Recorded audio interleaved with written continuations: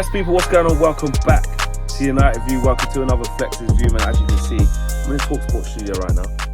Yeah, just finished off the show. And I've got another show to do this evening, right about now, actually. So you could probably catch me on there as this video goes out. But we have to talk about Bryan Mbeumo. Shock, because it's a standstill, man. It's a complete and utter deadlock. And it's just taking ages. It doesn't seem like we're serious. Brentford are changing the price, etc., etc. Let me get to what the actual story and what the piece was. Our good friend Jamie Jackson over there at The Guardian, he's done a piece saying that Brentford have basically moved the valuation of Bryan Mbeumo closer to £70 million, whereas Sir Jim Ratcliffe and Manchester United value Bryan Mbeumo at 65 million. They thought a total package of 65 million would be enough to get Bryan Mbeumo out of Brentford. And now it's rising because Brentford are reportedly changing their tune and asking for more. And now everything's stalling. The move is stalling. I mean, we didn't need that story to tell us that a move had stalled, because we're still here in talks with Bryan Mbeumo 6 to 7 weeks after the first reported interest in him, and it's taken way too long. And we're about to go on our first game of pre-season against Leeds United in Sweden on Saturday, and he's not there, and he's not going to be there in that time, or I'll be stunned if he is. And let's be honest, the way things are going, we haven't even agreed a fee. He's not even going to be there for the US tour, which Man United are still somehow hopeful for. This is tough, because now what you're going to see, and now what the question is do we just stop?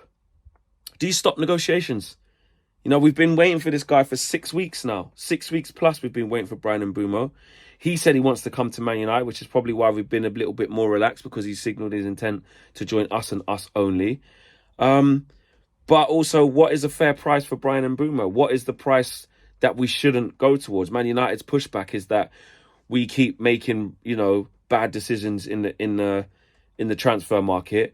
We're not here to be bullied. We're not going to be pressurised, or blackmail's too strong, but I'd say bullied into paying more or higher for players that we don't think are, worth that, or we've given a fair price and we think that's what Mbeumo should cost, 65 million package.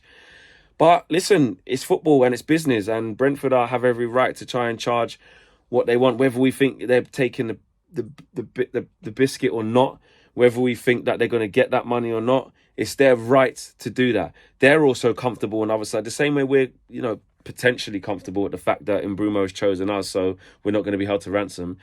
They're also, comfortable, although he has a year left. They've got an option for a second year, and this is just all bluffing. This is just all bluffing to try and get more money. But then if you walk away from a deal for Bryan Mbeumo, when, let's face it, who the hell else have we been linked with of any quality? Nobody. But also tracking a player for over 6 weeks now, to not get him would have just been a whole waste of time. You've come this far. Do you just give them the extra 3 or 4 million because of the output and the quality of the player? Or is Mbeumo not worth that?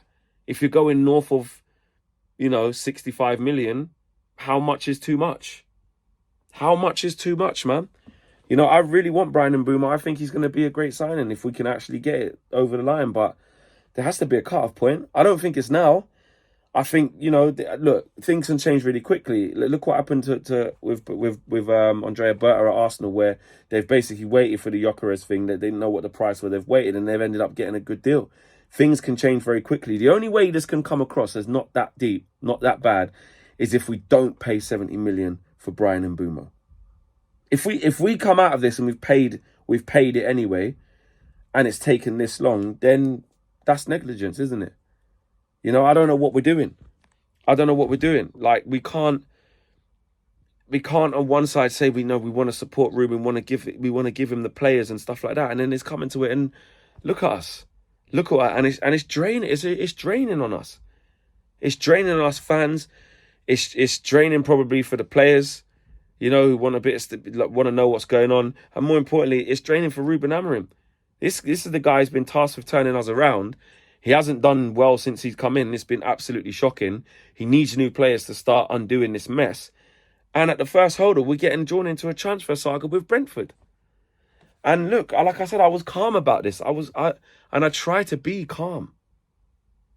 I try to be calm. I'm on being calm and not being like saying things just to cuss for no reason. You know what I'm saying? There's loads of people out there that do that just for no reason. I'd like, there has to be a method to the madness, but you know, you can't. What you also can't do is bury your head in the sand. You can't bury your head in the sand and act like everything's all right. And like, I'll be honest, like I'm dreading it now. I'm dreading it all. I'm dreading tour, not because I think we'll lose the games or whatever. I don't care, but I mean, just dreading like, how much are we going to improve? How much better are we going to be? I want to be confident. I want to like have a clean slate and draw a line under last year and say, let's look forward. Like Ruben Amorim was encouraging us to do, saying the good times are coming. But how can we get behind the statement, the good times are coming, when we've been locked into transfer talks with Brentford for 6 weeks? Like, it doesn't add up.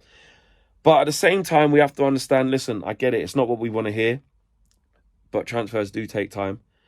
And if we get this one over the line with Bryan Mbeumo and quickly move on to another, the complexion of the window can change. But right now, this is not doing anything to fill us with confidence. It's not.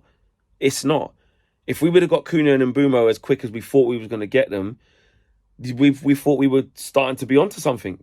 So I'm saying, shout out Cecil and not Cecil, and he's on the show with Curtis.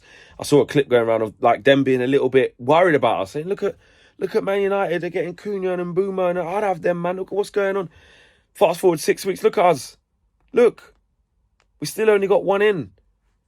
So look, I don't think there's going to be one answer that everybody agrees with this. There's going to be people that are like, listen, keep patient. We can't overpay the odds and stuff like that. Who do Brentford think they are?